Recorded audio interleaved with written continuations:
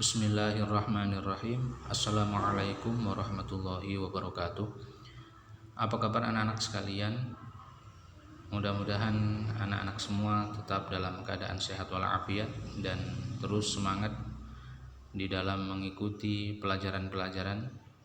Terlebih pada saat pandemi COVID-19 ini, kita terus senantiasa berharap kepada Allah Subhanahu wa taala agar sekiranya wabah ini bisa segera berakhir dan kita bisa belajar sebagaimana sebelumnya, bisa bertatap muka dan beraktivitas kembali di lingkungan sekolah. Namun sebelum kita memulai pelajaran, mari kita berdoa kembali agar materi yang kita pelajari pada hari ini bisa bermanfaat dan bisa kita amalkan dalam kehidupan sehari-hari. Terlebih ketika kita dibutuhkan oleh masyarakat, maka kita pun secara siap untuk mengamalkan ilmu yang kita pelajari pada hari ini. Terlebih mata pelajaran kita akan membahas tentang kepengurusan jenazah dalam perspektif hukum Islam. Berdoa mulai. Bismillahirrahmanirrahim. Raditu billahi rabba wa bil islami dina wa bi muhammadin nabiyya wa rasula. Rabbi zidni ilma warzuqni fahma. Amin ya rabbal alamin. Baik anak-anak sekalian, mari kita mulai pelajaran pada hari ini. Namun sebelumnya Pak Nur harapkan kalian untuk menyiapkan buku catatan dan juga alat-alat tulis lainnya untuk mencatat beberapa poin penting yang nantinya Pak Nur sampaikan. Dan jika ada hal-hal yang perlu ditanyakan, nanti kalian bisa chat Pak Nur baik melalui WA, Line atau kolom komentar di bawah ini. Kemudian di akhir nanti Pak Nur harapkan anak-anak untuk mengirimkan tugas, yaitu dengan cara memoto catatan-catatan tadi berikut dengan foto diri kalian pada saat menyimak pelajaran ini, dan kalian kirimkan melalui tugas kelas yang ada di Google Classroom. Mari kita mengikuti kajian ini dengan bersama-sama mengawali membaca Al-Quran, yaitu surat Ali Imran ayat ke-185. Pak Nur baca, anak-anak menyimak sekaligus mengikuti bacaan Pak Nur. A'udzu billahi minasyaitonir rajim. Bismillahirrahmanirrahim. Kullu nafsin dha'iqatul maut wa innama tuwaffawna ujurakum yawmal qiyamah. Faman zuhziha 'anil nari wa udkhilal jannata faqad faz wa mal hayatud dunya illa mata'ul ghurur. Shadaqallahul azim. Demikian firman Allah Subhanahu wa taala di dalam surat Ali Imran ayat 185, yang maksudnya kurang lebih adalah setiap jiwa pasti akan merasakan kematian. Setiap yang hidup pasti akan berakhir dengan cara yang sudah ditetapkan oleh Allah Subhanahu wa taala. Tidak ada manusia yang hidup kekal di dunia yang fana ini kecuali Allah Subhanahu wa taala, zat yang maha mencipta dan maha abadi. Oleh karena itu, kita harus memanfaatkan waktu yang sangat berharga ini untuk melakukan hal-hal yang baik terlebih ketika kita mendapatkan perintah dari Allah Subhanahu wa taala untuk kita jalankan dengan tulus, ikhlas serta mengharap ridha Allah Subhanahu wa taala dan menjauhi semua larangan-larangannya dengan segenap kemampuan kita. Baik anak-anak sekalian, mari kita memfokuskan materi kita pada melaksanakan pengurusan jenazah. Jadi di sini sudah Pak Nur tuliskan beberapa poin berkaitan dengan jenazah, yaitu adalah salah satu kewajiban bagi umat Islam yang masih hidup untuk merawat umat manusia lainnya yang telah meninggal dunia. Ini adalah merupakan sebuah kewajiban bersama. Maka tatkala kita melihat saudara kita umat manusia yang terlebih umat Islam meninggal dunia, maka ada anjuran-anjuran yang pernah dicontohkan oleh baginda Nabi Muhammad SAW. Terlebih yang pertama kali kita lakukan yaitu, coba lihat poin pertama, dengan cara memejamkan matanya terlebih dahulu seraya memohonkan ampun kepada Allah Subhanahu wa taala atas segala dosa-dosa dan kesalahan-kesalahan daripada jenazah tersebut. Ya, dengan menggunakan telapak tangan kanan diusapkan dari atas kepala sampai ke dagu sambil menutupkan mata jenazah tersebut manakala masih belum terpejamkan, sambil berdoa, Allahumma ghfir lahu, ya Allah ampunilah dosa hambamu ini bila mana ada kesalahan-kesalahan di masa hidupnya. Ini yang pertama. Kemudian yang kedua yaitu kita dianjurkan pula untuk menutup seluruh badannya dengan kain sebagai penghormatan dan agar tidak kelihatan auratnya. Ya, jadi ini belum dilakukan prosesi pemandian, ini hanya tahap awal dengan cara menutupi seluruh tubuhnya. Ya, bila mana nanti diperlukan pada bagian-bagian tertentu, maka kita bisa membukanya. Karena dia sudah tidak ada nyawa, maka kitalah manusia yang masih hidup untuk melindunginya dari hal-hal yang tidak diinginkan, yaitu terbuka auratnya sebagai bentuk penghormatan kita kepada jenazah tersebut. Kemudian poin yang ketiga, dianjurkan pula untuk menempatkan jenazah tersebut di tempat yang aman, terlebih dari jangkauan binatang. Dan poin yang paling bawah yaitu bagi keluarga yang ingin mendekat dari keluarga sanak famili handi taulan yang ingin melihat serta memberikan penghormatan terakhir kepada jenazah tersebut, maka tidak dilarang untuk mungkin menyentuh tangannya, atau kalau seandainya masih memiliki hubungan mahram, hubungan kekeluargaan, maka boleh untuk mencium baik keningnya, pipinya, tangannya sebagai rasa rindu dan penghormatan yang terakhir atas mayat tersebut. Kemudian selanjutnya kita membahas tentang takziah dan ziarah kubur. Bahwa istilah takziah ini hakikatnya adalah salah satu bentuk keprihatinan dari manusia yang masih hidup kepada keluarga yang ditinggalkan oleh almarhum. Di sini ditulis berkunjung kepada keluarga yang meninggal dunia. Hukumnya adalah sunnah, bahkan menjadi wajib apabila jenazah muslim tidak ada yang mengurusnya.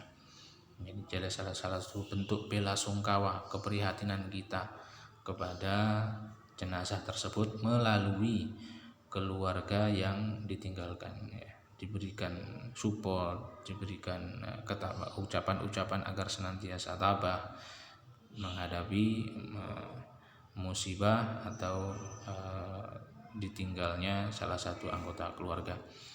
Takziah sebaiknya dilakukan sebelum jenazah dimakamkan agar dapat membantu mengurus jenazah, paling tidak mensolatkan, mengantarkan jenazah ke tempat pemakaman. Ya.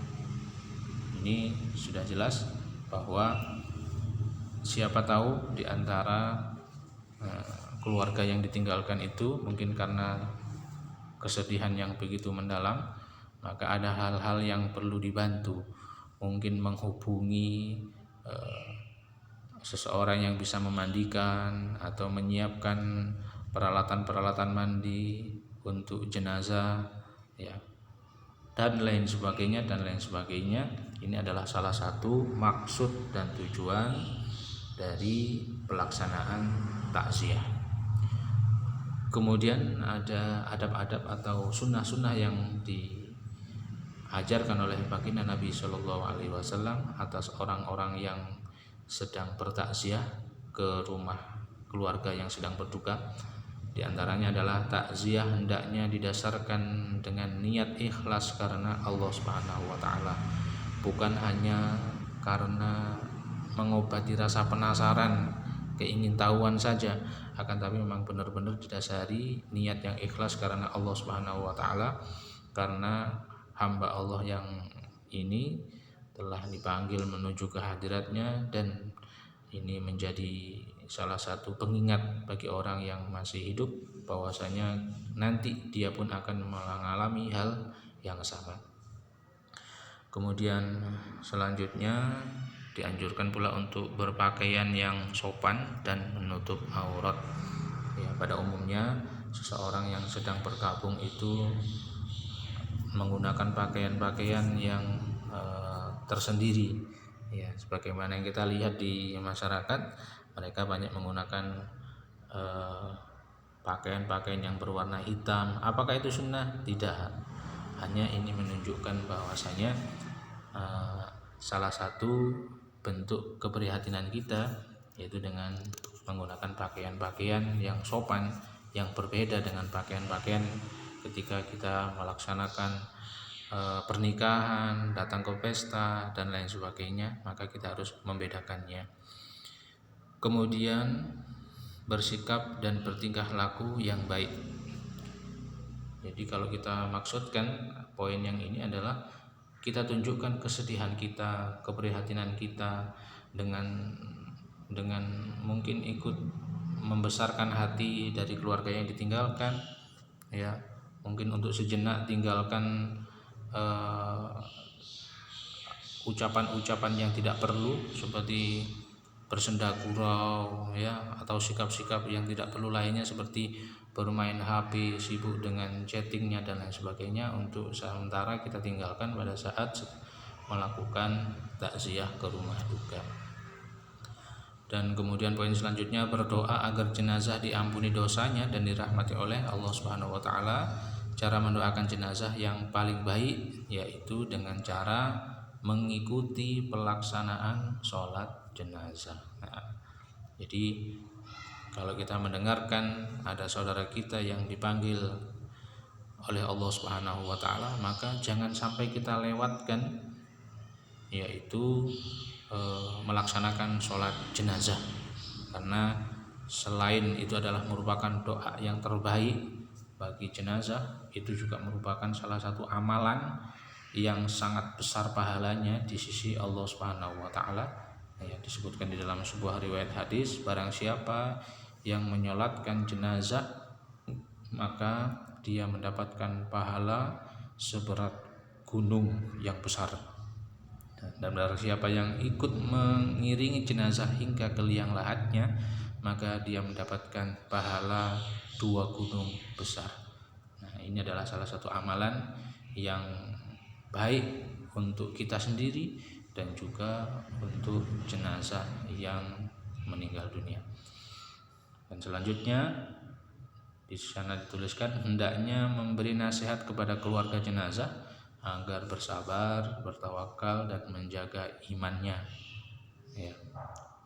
Kita mungkin bisa mengatakan, sabar ya Pak, sabar ya Bu, ini semua sudah menjadi takdir Allah Subhanahu wa taala, sudah cukup masanya hidup di dunia dan kita pun nanti juga akan menyusulnya. Karena itu ini adalah merupakan salah satu iman kita kepada Allah Subhanahu wa taala, yaitu iman kepada qada dan qadar, iman kepada adanya hari akhir dan lain sebagainya, hingga hal ini menjadikan semakin kuatnya iman keluarga yang ditinggalkan. Selanjutnya, memberikan bantuan seperlunya. Ya, kalau di kampung Jawa tempatnya Pak Nur ini biasanya kalau orang datang itu ada yang membawa beras ya, atau sebagian daripada sembako. Kemudian bapak-bapaknya dengan menyisihkan sebagian uang yang diberikan kepada salah satu warga yang bertugas untuk ya menulis, ya mencatat dan lain sebagainya. Dan untuk bantuan-bantuan tersebut nanti akan dibelikan semacam kain kafan, peralatan-peralatan mandi, biaya penguburan ya, atau mungkin sebagai bentuk bantuan makan selama beberapa hari ke depan, karena mungkin keluarga yang ditinggalkan itu dalam keadaan sedih dan tidak bisa beraktivitas sebagaimana biasanya. Kemudian mengingatkan keluarga jenazah tentang hutang jenazah. Ya, biasanya seseorang yang meninggal dunia itu ada juga yang meninggalkan hutang, dan ini adalah merupakan salah satu yang tidak bisa dimaafkan oleh Allah Subhanahu wa taala manakala seseorang itu meninggal dunia dengan meninggalkan hutang. Bahkan dahulu ketika Nabi Muhammad SAW menjumpai seseorang yang telah meninggal dunia, maka beliau pun mengatakan, adakah si fulan ini meninggalkan hutang? Maka sahabat yang lain mengatakan, ada wahai Rasulullah. Maka Rasulullah pun mengatakan, saya tidak akan menyolati jenazah ini sampai hutangnya tertunaikan. Ya, bisa dibayangkan Rasulullah sampai tidak mau menyolatkan jenazah yang masih memiliki hutang. Mengapa demikian? Karena Rasulullah SAW itu adalah makhluk yang sangat dicintai oleh Allah. Semua doa-doanya pasti dikabulkan oleh Allah Subhanahu wa taala. Kalau seandainya Rasulullah berdoa, ya Allah ampunilah dosa-dosanya, rahmatilah dia, berikanlah dia nikmat di dalam kubur, sedangkan dia masih memiliki hutang, maka betapa zalimnya Rasulullah SAW atas orang-orang yang dihutanginya. Nah, oleh karena itu Rasulullah tidak mau menyolati jenazah yang masih memiliki hutang. Maka ada di antara salah satu sahabat mengatakan, wahai Rasulullah, biar saya yang menanggung hutangnya si fulan itu. Kemudian Rasulullah mengatakan, baik, kalau begitu saya akan menyolatkannya. Nah, demikian salah satu bentuk pentingnya seseorang untuk melunasi hutang-hutangnya. Ya, kalau memiliki kemampuan, segera tunaikan, segera lunasi hutangnya. Jangan sampai kita naudzubillah meninggal dunia dalam keadaan masih memiliki hutang. Oleh karena itu, ketika kita bertakziah, maka kita pun mengingatkan kepada keluarga bagaimana dengan hutangnya. Kalau seandainya masih memiliki hutang, maka diingatkan untuk segera dilunasi. Kalau tidak, maka pada saat itu mungkin dari uang-uang bantuan yang disisihkan itu bisa digunakan untuk melunasi hutang si mayat. Nah, atau juga dilimpahkan kepada ahli warisnya untuk menjual beberapa harta yang ditinggalkan sebagai warisan untuk melunasi hutang-hutangnya agar dia tenang, tentram berada di alam kubur. Selanjutnya, ziarah kubur. Ziarah kubur hukumnya sunnah, sehingga Rasulullah SAW pernah bersabda, zurul kubur fa innaha tuzakkirukum al-maut, rawahu Muslim. Berziarahlah kamu semua ke kuburan, karena sesungguhnya dengan berziarah kubur itu dapat mengingatkan engkau kepada kematian. Nah, ini adalah salah satu hikmah atau pelajaran yang bisa kita ambil dari melaksanakan ziarah kubur, bahwasanya kehidupan yang kita alami sekarang ini ya, mungkin kita tidur di kasur yang empuk, kita makan makanan yang enak, atau kita tidak sampai kepanasan, tidak sampai kehujanan, maka itu semua sifatnya hanyalah sementara. Karena hakikatnya semua umat manusia yang hidup pasti akan merasakan kematian, dan setelah mereka merasakan kematian maka di sanalah tempatnya. Di mana? Di bawah tanah, di liang lahat ya. Dan di sanalah bergantung semua amal perbuatan kita semasa hidup di dunia. Baik kita di dunia mematuhi perintah Allah, menjauhi larangan Allah, melaksanakan semua sunnah-sunnah Nabi Muhammad SAW, maka kita akan mendapatkan nikmat kubur, bahagia, damai di dalamnya, seperti orang yang sedang duduk-duduk di dalam taman surga Allah Subhanahu wa taala. Sebaliknya, jika orang-orang itu berbuat buruk, mengingkari perintah-perintah Allah, menerjang larangan-larangan Allah, maka di alam kubur itu ibarat seseorang berada di dalam pinggiran-pinggiran jurang neraka. Na'udzubillahi min dzalik. Rawahu Muslim. Hadis ini diriwayatkan oleh Imam Muslim. Anak-anak sekalian, Pak Nur cukupkan sampai di sini materi kita. Insya Allah nanti akan kita lanjutkan pada pertemuan yang akan datang, yaitu dengan membahas adab-adab ziarah kubur. Mudah-mudahan yang kita pelajari pada hari ini bisa bermanfaat, sehingga bisa kita terapkan dalam kehidupan sehari-hari, khususnya bila mana kita mendengar ada saudara kita yang berpulang ke rahmatullah Subhanahu wa taala. Mudah-mudahan kita semua diberikan panjang umur, sehat walafiat, dan nanti ketika Allah panggil kita dalam keadaan husnul khotimah yang menjadikan kunci kita masuk ke dalam surganya Allah Subhanahu wa taala. Demikian yang bisa Pak Nur sampaikan.